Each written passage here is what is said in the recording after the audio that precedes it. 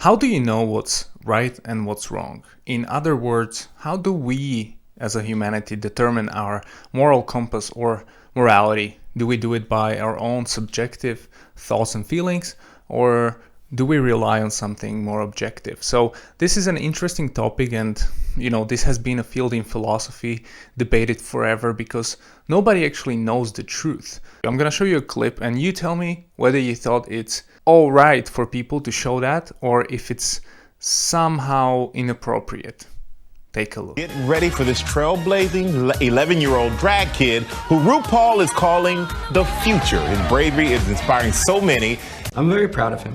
I'm proud that he's found his path so early. My greatest joy in this is just seeing Desmond happy. I love doing drag because it makes me feel amazing and self-expressive. Desmond is amazing!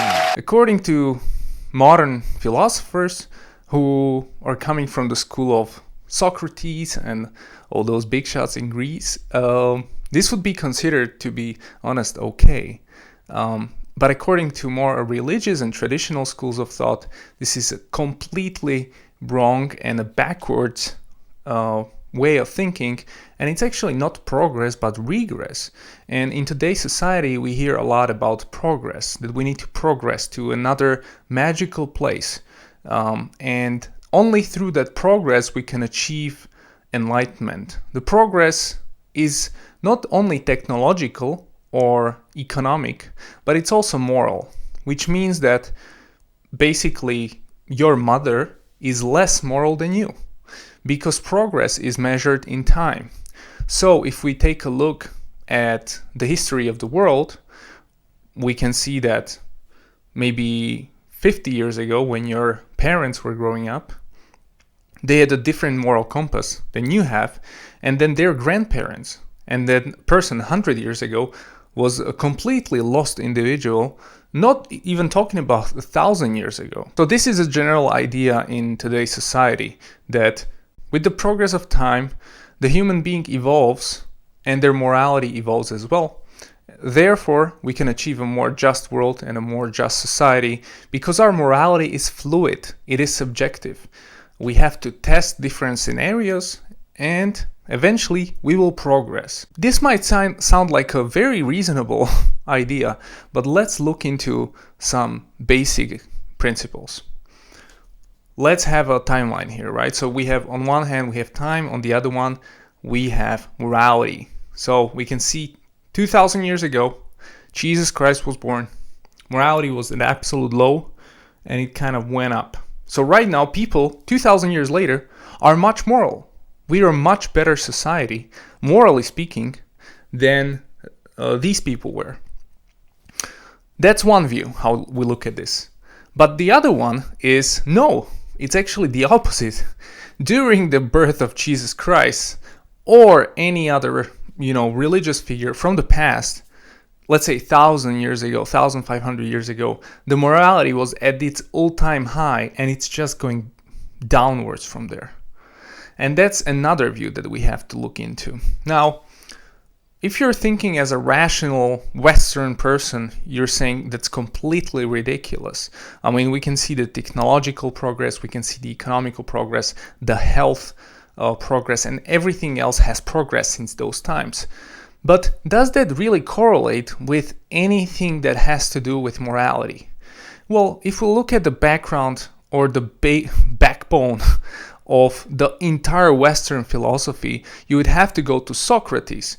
And if you look into his work, funny, I'm talking about Socrates, but I remember at the university I actually failed class where we were studying Socrates, but then later on I read his book. And basically his whole concept was called Elenkos. What that means is morality is something evolving, and we can only get to a moral place if we look at the other side of the argument and we exclude all those arguments so that we can get to a better, let's say, side of morality. I'll give you an example. Abortions are wrong. So Socrates would first ask you, why do you think they're wrong? And depending on your answer, we would have to use the process of logical unwinding.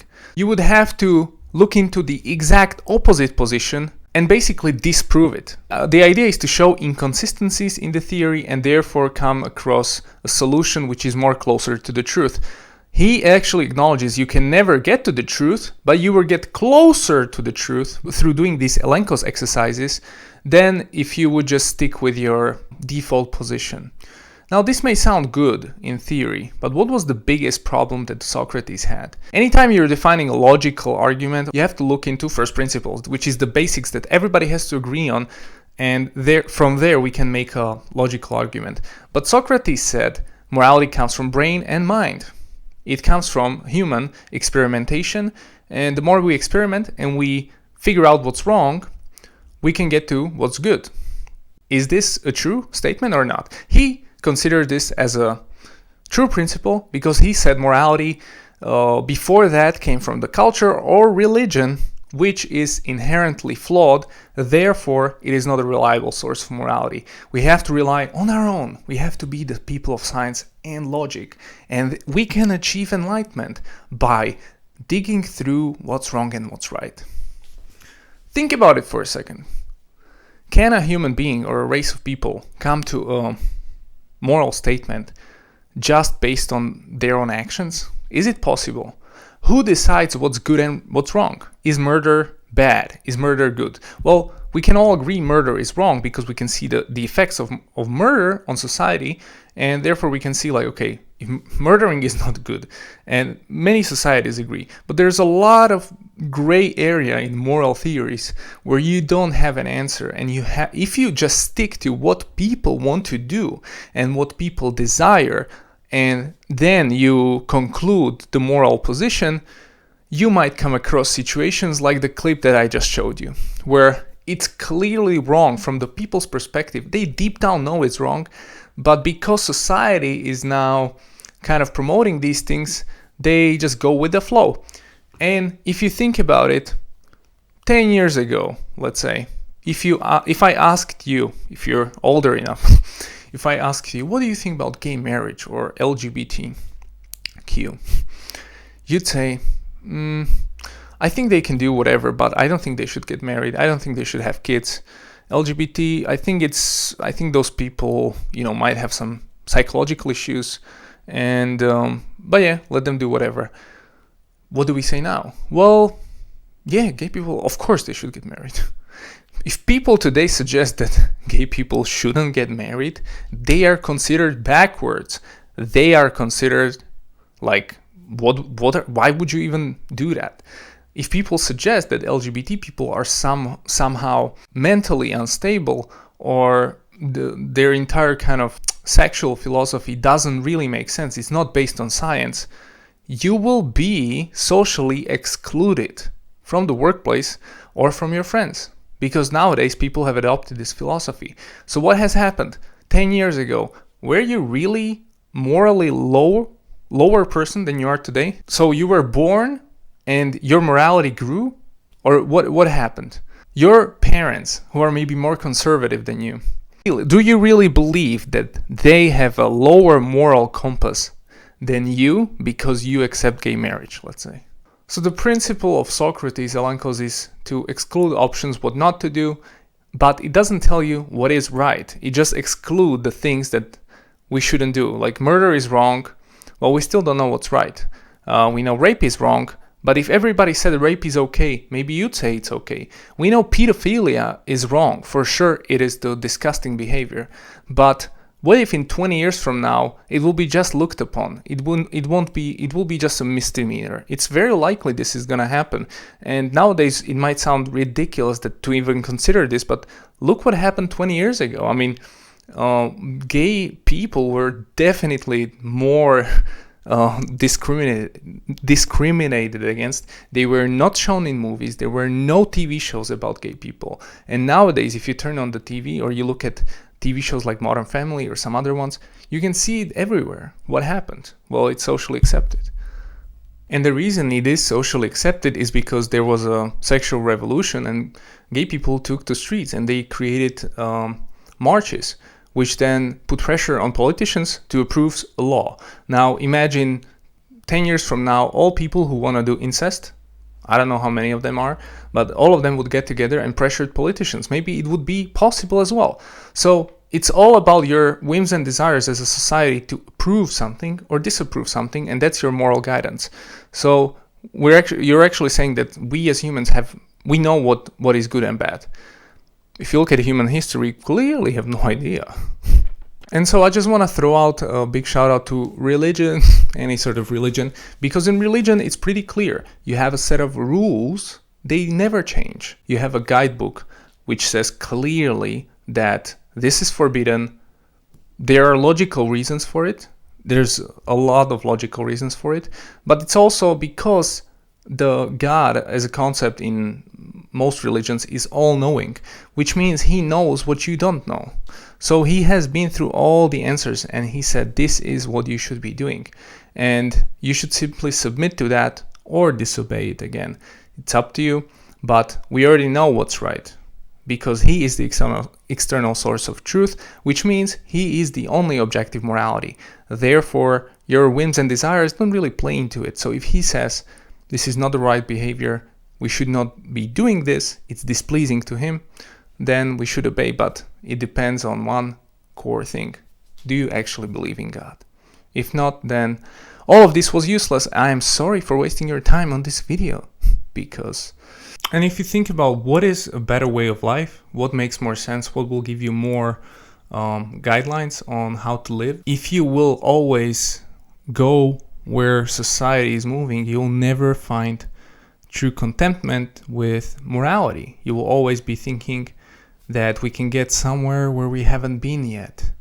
But what is that place? It doesn't exist. Is there a progress towards what? What are we actually chasing as a society? It hasn't been specified. And we know that besides Socrates, the underlying principle of our society is liberalism, which means a hedonistic principle from John Locke. Basically, you have a pleasure and you have pain, and the point of your life, the purpose of life, is to maximize pleasure and maximize freedom. If you can do that, you can achieve a purposeful life. But think about it, does it even make sense? I mean, can you actually achieve a freedom? Freedom is a vague term which means nothing. Actually, everybody defines freedom differently. And maximizing pleasure, where does that go? Think about it. I'm not going to suggest to you anything, but I am going to suggest one thing. Definitely God is an external source of objective morality for many people. And if you subscribe to his views, it's going to make things much easier. But the problem is you've already been indoctrinated with this philosophy and it's everywhere around us. So it's very hard to kind of stick to your guidebook. But if you get into an argument with somebody and you really break it down, their argument is based on nothing. It's based on Socrates, it's based on these philosophers who thought that human beings can get to a moral enlightenment through their own actions, which we know is not true. It is impossible, and actually it can guide people to really bad actions, and it can actually guide the entire society to accept something which is completely immoral as a normal thing. So anyways, those are just my thoughts. Think about it yourself and let me know in the comments below. What do you think?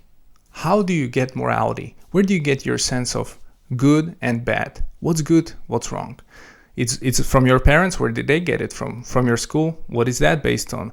From your society, country? What is that based on? Like, there's always a first principle. Usually the first principle is a philosopher. If it's not, then it's religion. You always have these two choices, because secular societies are based on liberalism and modernism and secularism, which is based on nothing. It's based on ideas of people who thought that they can get to the truth by thinking about it, which is not true. And then you have religion, which is more stricter, but it is definitely 100% more grounded in their position, because you can actually find the principles. And actually in an argument, it makes more logical sense to go with that option. So, hey, but I've been on both sides of the coin and I've studied these things. So hopefully you can let me know, what do you think? And we can catch up in a few days. Let me know, man. What's good and what's wrong? What are we doing in this world? Why am I making this video? And what is the purpose of your life? Think about those things. Think about it. How did you get here? How did you get here? How did you get into life? Where did you come from? And what's going to happen when you die? If you can answer those 3 questions, you'll have a great life. If not, it's going to be pretty depressing for you. See you later.